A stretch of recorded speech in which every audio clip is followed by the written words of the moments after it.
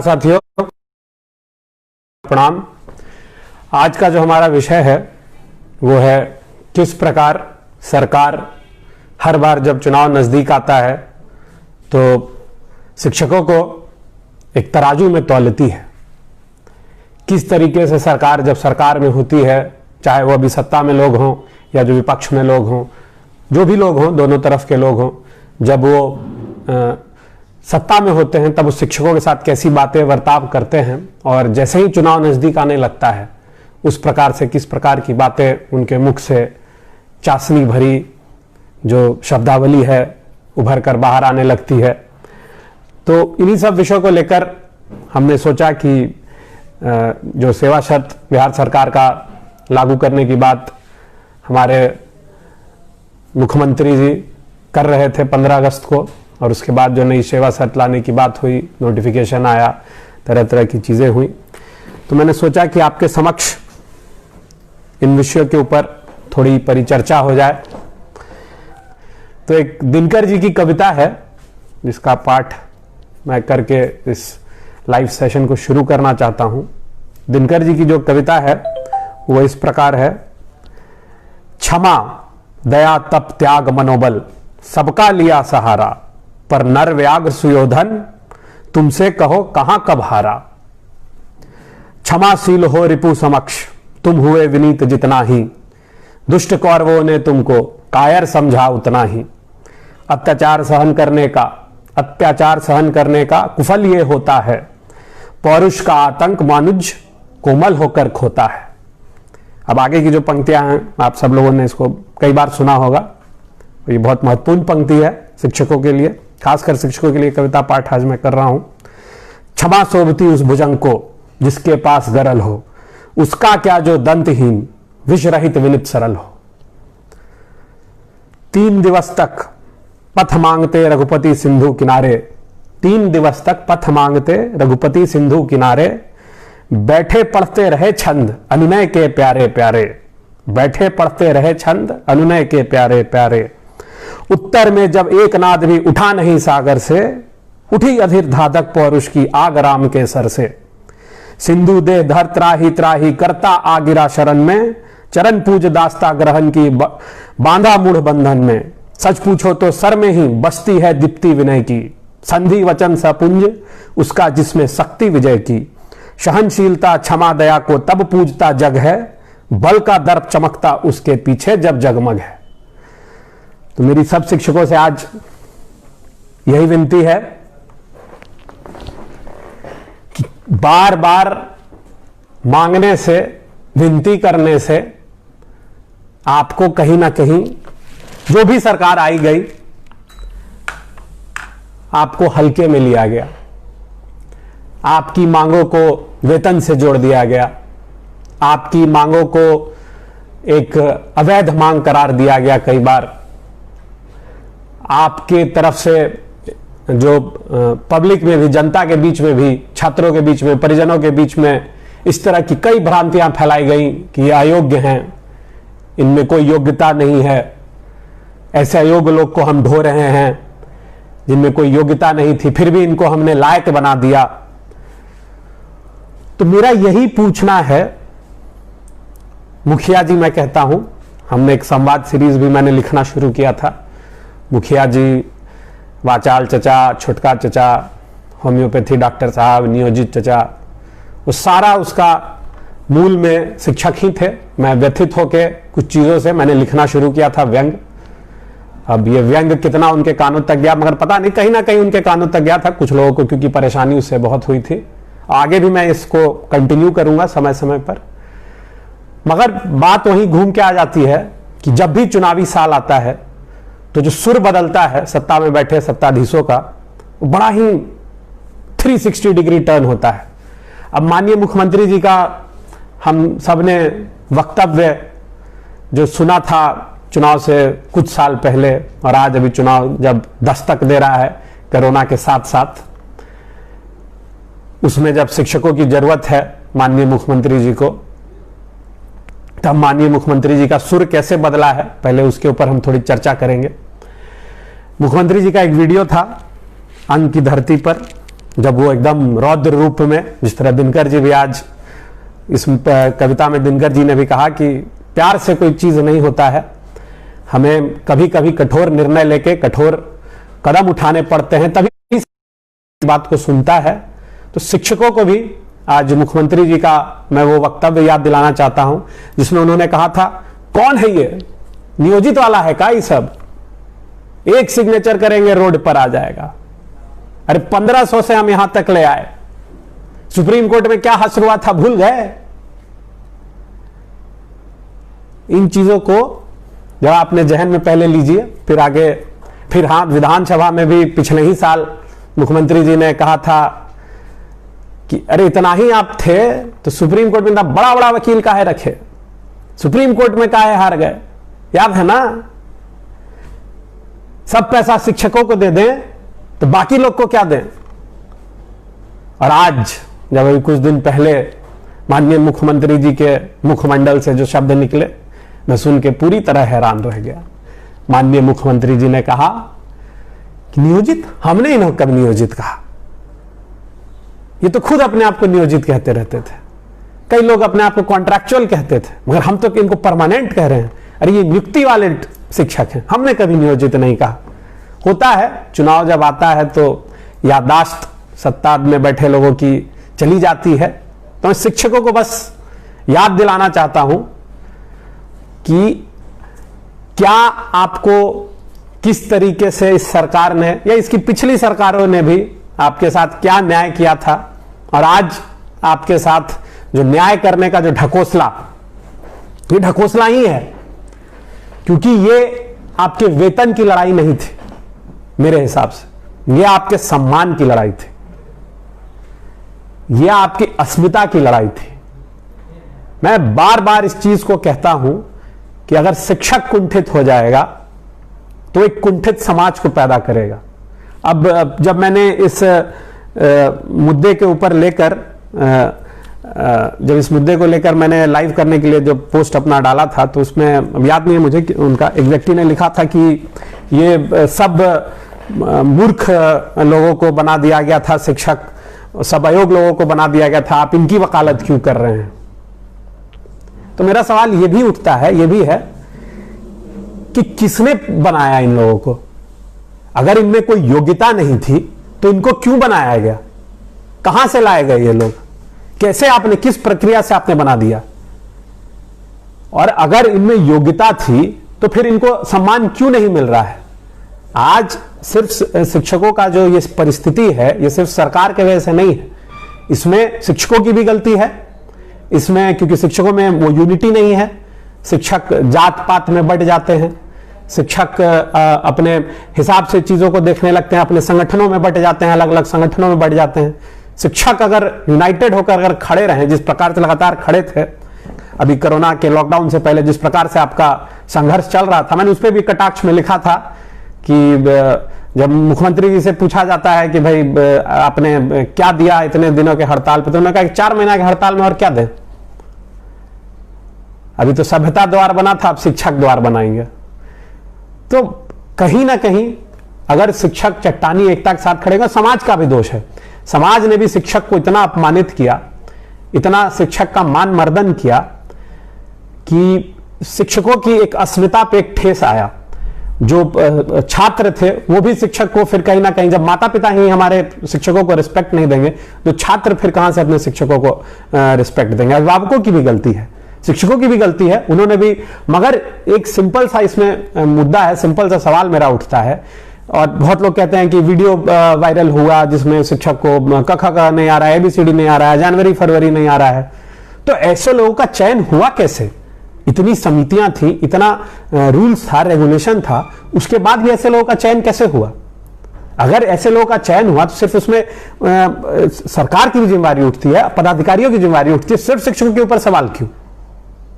और मेरा मानना है ऐसे चुनिंदा लोग हैं, 5% होंगे, 10% होंगे ज्यादा से ज्यादा, मगर इन 5-10% लोगों के लिए आप क्या 90% को भी उसी कैटेगरी में ढकेल कर उनकी बेइज्जती करना आप शुरू कर देंगे? शिक्षक राष्ट्र निर्माता होता है।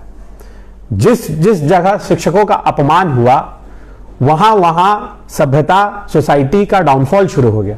और जहां जहां शिक्षकों को सम्मान मिला, आप वहां देखेंगे इतिहास में भी आपका भरा हुआ है संदर्भ से। लोग अलेक्जेंडर की बात करते हैं, विश्व विजेता था, ग्रीस से आके उसने पूरे विश्व पे किया, भारत में मगध में आकर हार गया। मगध में उसको किसने हराया? उसने पूरा संरचना, मगध में उसको हराने की संरचना किसने रची? चाणक्य ने रची, एक शिक्षक ने रची। नालंदा यूनिवर्सिटी जैसे विश्वविद्यालय थे, बिहार में सभ्यता जब फल फूल रही थी तो उसमें किसका योगदान था? शिक्षकों का योगदान था। जब नालंदा यूनिवर्सिटी था हमारे पास प्राचीन काल में, तो उसका जो व्यवस्था था वो छात्रों से पैसा लेके या शिक्षकों को भिक्षाटन करके वो यूनिवर्सिटी नहीं चलाना पड़ता था। जो राजा महाराजा होते थे वो ऐसी जगह नियुक्त करते थे, प्रबंधन करते थे कि ये यूनिवर्सिटीज फले फूले। तेल्हाड़ा में यूनिवर्सिटी था, तो हमारा तो इतिहास रहा है शिक्षकों के सम्मान का। अब जहां भी आप उठा के देखेंगे शिक्षकों का अपमान होना शुरू हुआ, वहां सोसाइटी गिरना शुरू हो गई। अगर मैं वही बार बार कह रहा हूं, अगर फर्जी लोग कुछ घुस आए हैं इस प्रोफेशन में, तो इसमें सरकार की गलती है कि आपने कैसे नियमों को ताक पर रख के ऐसे लोगों को कर दिया। मगर सरकार की गलती इसलिए भी है कि ये जो 10% लोग हैं, ये सरकारी, आप कह लीजिए कि पैरवी से, सरकारी आप कह लीजिए जो इनाम कह लीजिए एक प्रकार का, क्योंकि ये सरकार के गठजोड़ से ही ये लोग आए हैं। ये वैसे लोग हैं जो किसी शायद नेता के पैरवी से आए हों, किसी पदाधिकारी के पैरवी से आए हैं, या घूस देकर आए हैं। तो ऐसे 10% लोगों के लिए हम 90% जो अच्छे शिक्षक हैं, जो समाज का निर्माण कर रहे हैं, क्योंकि जो शिक्षक होता है वो एक जनरेशन नहीं, कई जनरेशन का निर्माण करता है। पीढ़ियां दर पीढ़ियां एक शिक्षक से प्रभावित होकर निकलती हैं, अपनी चीजों को सीखती हैं, अपने ज्ञान को सीखती हैं, अपने सभ्यता को सीखती है, और वही चीजों का अनुसरण करके जीवन में आगे बढ़ती हैं। 70 का दशक हो, बिहार में इतने उसी विद्यालयों से, सरकारी विद्यालयों से जो पढ़कर लोग निकले, आज अधिकारी हैं, नेता हैं, स्थान पर बैठे हुए हैं, आज एक शिक्षक के वजह से। आज ये जो सेवा शर्त आ रहा है, या आज मुख्यमंत्री जी बोल रहे हैं, वो भी उस स्थान पे हैं तो शिक्षकों के वजह से ही है। इसलिए मैं बार बार कहता हूं, शिक्षकों के वेतन की लड़ाई नहीं है, ये शिक्षकों के हक की, हकूक की, सम्मान की और अस्मिता की लड़ाई है। अब इन्होंने कह दिया कि भाई नियोजित को हम नियोजित नहीं कहते हैं, हम इन्हें नियुक्ति शिक्षक मान रहे हैं। तो भाई आप मान कहां रहे हैं? आप तो हर जगह आप अपमान करते हैं इनका, आपका तो परंपरा चला आया है आपका तो कि अपमान करते रहना है शिक्षकों को। अभी मैं बहुत दिन पहले जर्मनी गया था, तो वहां पे जो सरकारी व्यवस्था है शिक्षा की, वहां पे सबसे ज्यादा जो गवर्नमेंट जॉब में पेइंग जॉब है वो है शिक्षकों का। आप कहते हैं कि योग्य लोग नहीं आते हैं, योग्य लोग कैसे आएंगे? अगर आप उनको सही एक एटमॉस्फेयर देंगे, सही सेवा शर्त देंगे, तभी इसमें अच्छे लोग आएंगे। फिर भी इसमें अच्छे लोग जो हैं उनको आप दबाने में लगे हुए हैं। अब ये जो सेवा शर्त की बात हुई, इसमें हुआ कि ये ठीक है, इसमें ईपीएफ मिलेगा, इसमें आपको बढ़ोतरी होगी, और बाकी जो है आपके मांग हम 2021 अप्रैल में हम लागू कर देंगे। तो ये क्या है? मतलब आप इसको लॉलीपॉप ही मैं कहूंगा, चुनाव दिखा के आप लॉलीपॉप दिखा रहे हैं कि बच्चे के सामने जैसे लॉलीपॉप ऐसे दिखाया जाता है, मुंह के पास लाके से छीन लिया जाता है। अगर आपके अंदर पारदर्शिता थी, आप चाहते थे शिक्षकों का सम्मान देना, तो आप शिक्षकों को अभी के अभी देते। ये नहीं कहते कि हम अगले साल 2021 में हम देंगे। ये तो आप सीधा कह रहे हैं कि भैया हमको वोट दो, हमारी सरकार आएगी तो भाई हम आपको ये सेवा शर्त देंगे। क्या गारंटी आपकी सरकार आ जाए? शिक्षकों ने अगर आपको वोट नहीं दिया तो आप उनका सेवा शर्त लागू कर देंगे? इतने बड़े बड़े वकीलों को आपने सुप्रीम कोर्ट में हायर किया था, और आप शिक्षकों को कहते हैं कि शिक्षकों ने बड़े वकील हायर किए थे। 3 वकीलों को सुप्रीम कोर्ट में आपने हायर करके रखा हुआ था। बहस एक ही आदमी करता, मगर इस डर से कि 2 वकील कहीं अच्छे वकील शिक्षकों के साथ ना चले जाएं।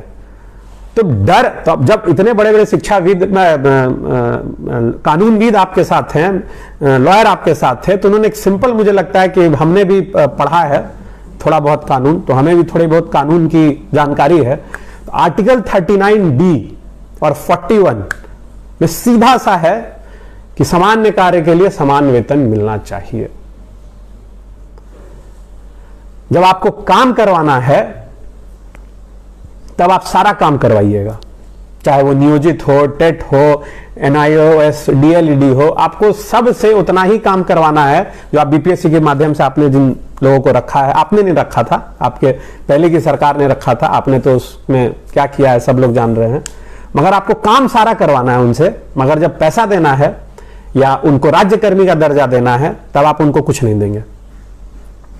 शिक्षक के बारे में कहा जाता है शिक्षक समय पे नहीं आता, शिक्षक पढ़ा नहीं पाता है। शिक्षक को क्या क्या करना पड़ता है, क्या आपने जनता को बताया है? आपका जनसंख्या गणना करना है, कौन चाहिए? शिक्षक चाहिए। चुनाव अभी आने वाला है, चुनावी ड्यूटी लगेगी, किसकी लगेगी? शिक्षकों की लगेगी। आप ये शौचालय वाला सर्वेक्षण शुरू हुआ था, किसने किया? शिक्षक ने किया। आपका ये कोविड सेंटर, क्वारंटीन सेंटर में आपको लोग चाहिए थे, तो आपने हड़ताल खत्म करवाने की कोशिश की और शिक्षकों को क्वारंटीन सेंटर में भेज दिया। आपको किसी भी प्रकार का योजना कार्यान्वयन करवाना होता है प्रदेश में, तो आप शिक्षकों को सामने कर देते हैं। आप हर कार्यक्रम में आपको मानव श्रृंखला बनाना होता है, तो आप शिक्षकों को आगे ले आते हैं।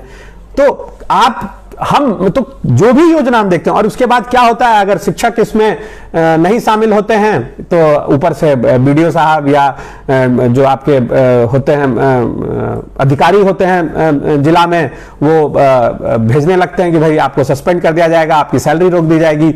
तो आप शिक्षकों को पढ़ाने का समय कहां दे रहे हैं? मिड डे मील बनाना है शिक्षकों को, भोजन परोसना है शिक्षकों को, पोशाक बांटना है शिक्षकों को, साइकिल बांटना है शिक्षकों को पढ़ाने का आप समय कहां दे रहे हैं? और उसके बाद आप कहते हैं शिक्षक पढ़ाते नहीं है, शिक्षक योग्य नहीं है। एक तरफ हमारे जो छोटका चचा हैं वो कह रहे हैं कि भाई हम 1500 से आपको 25,000 पे ले आए, 10 साल पहले नियोजित कहां थे, शिक्षा मित्र थे, हमने आपकी कोई स्थिति सुधार दी, आपका कोई अस्तित्व नहीं था। और एक तरफ हमारे जो करुणा कुमार हैं वो कहते हैं हमें लालच नहीं है शिक्षकों के वोट का, इसलिए हम ये चीजें नहीं कर रहे हैं। तो एक तरफ आप डंडा दिखा रहे हैं, एक तरफ आप इनाम दिखा रहे हैं। तो कैसा सम्मान, कहां आप कुछ शिक्षकों के लिए करना चाहते हैं? आपके मन में कहीं ना कहीं अभी भी शिक्षकों के प्रति एक हीन भावना है। आप जानते हैं कि हम शिक्षकों के लिए अच्छा करेंगे, अच्छे शिक्षक आ जाएंगे, समाज में लोग पढ़ने लिखने लगेंगे, अच्छी पढ़ाई की व्यवस्था हो जाएगी, लोगों को अपने मौलिक अधिकारों के बारे में पता चलने लगेगा, लोग आपसे सवाल पूछने लगेंगे, फिर आपका ये सुशासन का जो पूरा मुखौटा है वो जनता के सामने आ जाएगा। मगर जनता भी अब धीरे धीरे समझ रही है, शिक्षक भी समझ रहे हैं। जो आपने ये बात कहा कि भाई हम जो ये 4.5 लाख शिक्षक हैं इनका वोट हमें नहीं चाहिए, तो मुझे लगता है ये आपको भी पता है कि ये 4.5 लाख नहीं है, ये 4.5 लाख से प्रभावित ना जाने कितने लाख हैं। इनके परिवारजन हैं, इनसे जो प्रभावित अभिभावक हैं, इनसे प्रभावित कई छात्र हैं। तो एक ये बहुत बड़ा तबका है जिसको आप बरगला नहीं पाएंगे। और ये जब पूरा तबका यूनाइटेड हो जाएगा तब आपकी जो ये तख्त है, ये तख्त आपका हिलने लगेगा। एक सिंपल सा इसमें चीज है कि भाई आप कहते हैं कि नियोजित है, चलिए ठीक है, आपने नियोजित के लिए तो इतना योग्य नहीं है, मगर हाँ, जैसे आप कहते हैं कि नियोजित है, ये इतने योग्य नहीं है, तो जो बहुत क्वालिफाइड भी हैं आपके, जो टेट से आ रहे हैं या NIOS DLED से आ रहे हैं, उसके साथ आप कौन सा न्याय कर रहे हैं? उसको भी तो वही आप सारा चीज करने के लिए आपको सब वही मानक है उनका। जो सारा काम आप नियोजित से करवाते हैं वही सारा काम आप टेट से और NIOS DLED से जो आते हैं उनके साथ भी आप वही व्यवहार करते हैं, उनको भी वही उसी कैटेगरी में रख दिया जाता है। NIOS DLED का तो कोर्ट उनको जाके 6 महीना अवमानना का, अभी टेट का भी देख रहे हैं, शायद कल एक अवमानना का मुकदमा दायर होगा। तो आप अपने से तो एक तो सारी चीज देते नहीं, आप तो कोर्ट के डर से देते हैं, और आप उसके बाद कहते हैं कि हमने ये दिया, हमने वो दिया। तो क्यों ऐसा है? अब आप चुनाव आ रहा था तो आपने कह दिया कि हम 35,000 शिक्षकों की बहाली करेंगे ST8 के बदौलत, और जब एग्जाम अच्छे से हो गया, सब कुछ बढ़िया से हो गया, धांधली की खबर आई दरोगा के एग्जाम में, आपने एग्जाम कैंसिल करवा दिया टेट का।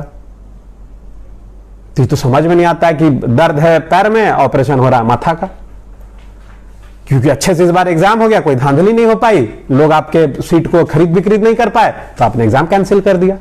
हर प्रक्रिया, हर चयन आपका शिक्षकों से रिलेटेड या किसी भी जॉब से रिलेटेड कोर्ट की प्रक्रिया से गुजरे बिना बिहार में हो ही नहीं पाता है। तो आप कैसा माहौल बनाना चाह रहे हैं? कैसे विद्यार्थी चाहेंगे कि हम भाई आपके इन नौकरियों के पीछे आए? कैसे अच्छे लोगों को आप इसमें लाएंगे?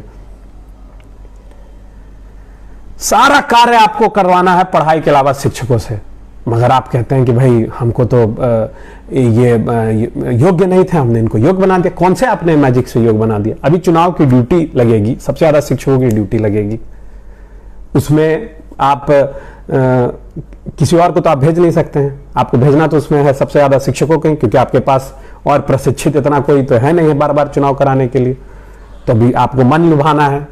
अब शिक्षकों को आप भेज रहे हैं, चलिए कोरोना के टाइम में चुनाव भी अब होगा, कोर्ट ने भी कह दिया, मगर इनके लिए क्या सुविधा आप दे रहे हैं? कितना सोशल डिस्टेंसिंग नॉर्म फॉलो किया जाएगा? अभी भी हम किसी ग्रामीण इलाके में बाजार में चले जाते थे लॉकडाउन के समय, भी कई वीडियो हैं, हमने देखा भी है, कहीं कोई सोशल डिस्टेंसिंग का नॉर्म नहीं था। उसमें आप कह रहे हैं कि हम ग्लव्स देंगे, टूथपिक देंगे, कब देंगे, कैसे समझाएंगे सोशल डिस्टेंसिंग का, भगवान जाने। मरेगा जनता, मरेगा कर्मचारी, मरेंगे शिक्षक। आपको बस है किसी तरह चुनाव हो जाए, हम चुनावी जुमले के समय में शिक्षकों को कुछ लॉलीपॉप दे दें, शिक्षक प्रसन्न होकर हमको वोट दे दें, क्योंकि आपको पता है कि शिक्षक अगर बढ़ा गए तो आपकी तो सत्ता जानने की जानी ही है। जब शिक्षा मित्र का आंदोलन हो रहा था, आप ही ने कहा था जॉर्ज साहब के सामने कि if our government comes, I will remove this blot in one slot। उन्हीं शिक्षा मित्रों के बदौलत आप आज सत्ता में आए हैं।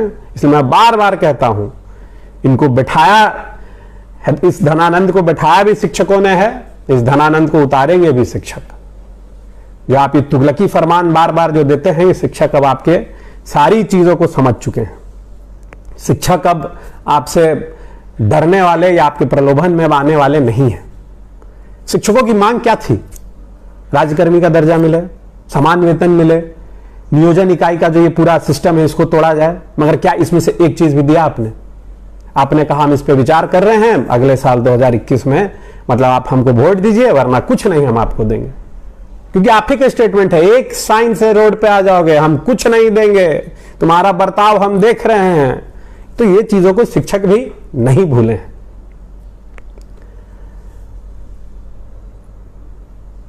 अंत में मैं इतना ही कहूंगा कि कुछ साल पहले बिहार में जब मास लेवल पे शिक्षकों की एक बहाली का 1.5 लाख शिक्षकों की बहाली का निकला था, उस समय 32 लाख लोगों ने इसमें अप्लाई किया था, और जो पास होके आए थे लोग 1,25,000, मतलब 25,000 सीटें फिर भी खाली रह गई थी। और उसके बाद भी कई प्रक्रिया हुई, प्रोसेस हुए, मगर आपने अभी तक सीटों को नहीं फिल किया। बार बार सीट को आप अभी आप हाई स्कूल्स आपने ऑलमोस्ट सब पंचायत में शुरू कर दिया, उसमें भी कई शिक्षकों की जरूरत है, मगर भर्ती होने से पहले ही आपने सब जगह क्रियान्वयन कर दिया भाई, क्योंकि चुनाव आ रहा है, चुनाव से पहले आपको दिखाना होगा कि हर पंचायत में हमने हाई स्कूल का शुरुआत कर दिया है। तो मेरा अंत में यही कहना है कि बड़का चचा, छोटका चचा, वाचाल चचा, होम्योपैथी चचा, नियोजित चचा, सबसे यही कहना है कि चाणक्य ने कहा था कि शिक्षक कोई साधारण नहीं होता है। शिक्षक की गोद में प्रलय और निर्माण दोनों होता है। इसलिए आपको तय करना होगा कि आप प्रलय चाहते हैं या बिहार का। अभी भी आप सुधर जाइए, अभी भी 10-12 दिन है आपके पास। शिक्षकों को अगर आप सम्मान दे देंगे तो शिक्षक आपको सम्मान देंगे, वरना शिक्षक इस बार चेत चुके हैं, शिक्षक इस बार संगठित हैं, और शिक्षक आपकी ये जो चुनावी लॉलीपॉप को है, इसीलिए मैं कहता हूं चुनावी तराजू में सरकार बार बार शिक्षकों को तौलती है। हर बार जब चुनाव आता है अलग सुर होते हैं, और जब चुनाव खत्म हो जाता है तो अलग सुर होते हैं। इसलिए शिक्षक इस बार जागरूक हैं, शिक्षक जागरूक हैं, जनता जागृत है, और शिक्षक जनता को जागृत करने में सक्षम है। आपकी जो ये पूरी विशेष साइकिल है कि प्रक्रिया निकालेंगे, उसके बाद प्रक्रिया को कोर्ट से रुकवा देंगे, और हम कहेंगे कि हम तो भाई दे रहे हैं मगर कोर्ट के वजह से, तकनीकी कारणों की वजह से नहीं हो पा रहा है। इस पूरे कुचक्र को आज जनता समझ चुकी है। अब ये आपके सेवा सत्र में जो ये ऐच्छिक ट्रांसफर का ये आया, ये पूरा झोल है जो हो नहीं पाएगा। आपने बस दे दिया है किसी तरीके से, आपने कह दिया कि हम हर इतने साल पे इतना बढ़ोतरी कर रहे हैं। तो शिक्षकों को सब चीज पता है कि आप क्या कितना कार्यान्वयन कर रहे हैं जमीनी स्तर पर। जमीनी स्तर पर शिक्षकों की क्या हालत है। अगर लॉकडाउन नहीं होता तो आपने तो शिक्षकों को मरने के लिए छोड़ दिया था। शिक्षक संगठनों को मजबूरी में इस हड़ताल को तोड़ना पड़ा था, क्योंकि कई शिक्षक भुखमरी के कारण पाए थे, और 70 के लगभग शिक्षकों की मौत हो गई थी। फिर भी आपका नींद नहीं खुला था। अभी नया सेवा सत्र ये सब जो लागू करने का आपने किसी भी संगठन से, किसी भी शिक्षकों से आपने कोई वार्ता नहीं की, क्योंकि आपको वार्ता में तो विश्वास है ही नहीं। हम जो तुगलकी फरमान ला देंगे शिक्षक मान लेंगे, शिक्षक को हम लॉलीपॉप दे देंगे। शिक्षक भी अब आपकी इन सारी चीजों को समझ चुके हैं। तो अंत में यही मेरा कहना है कि चाणक्य की बात को याद रखिएगा कि चाणक्य भी एक शिक्षक थे, और शिक्षक अगर राष्ट्र निर्माता होते हैं तो जो भक्षक अगर कभी गद्दी पे बैठ जाता है तो उसको भी शिक्षक ही उतारते हैं। तो मेरा भी सभी शिक्षकों से और उनके सभी छात्रों से अनुरोध है कि शिक्षकों का जो सम्मान इस प्रदेश में लगातार घटता जा रहा है, उस सम्मान को अब हम घटने नहीं देंगे, उनके अपमान को हम बर्दाश्त नहीं करेंगे और लगातार हम आवाज उठाते रहेंगे। हम शिक्षकों के साथ हैं और लगातार शिक्षकों के साथ बने रहेंगे। शिक्षकों को हमें भी सम्मान देना होगा, शिक्षकों को भी अपना आचरण ठीक करना पड़ेगा, और जो हमारे मुखिया चचा हैं, छोटका चचा हैं, लोग संभल जाएं, वरना बिहार में एक चाणक्य नहीं कई चाणक्य पैदा होंगे, कई आर्यभट्ट पैदा होंगे, और जिन लोगों ने आपको सरकार में बिठाया था वो आपकी इन तुगलकी फरमान को उठाकर आपके साथ ताबूत में बंद करके कील से ठोक देंगे। धन्यवाद।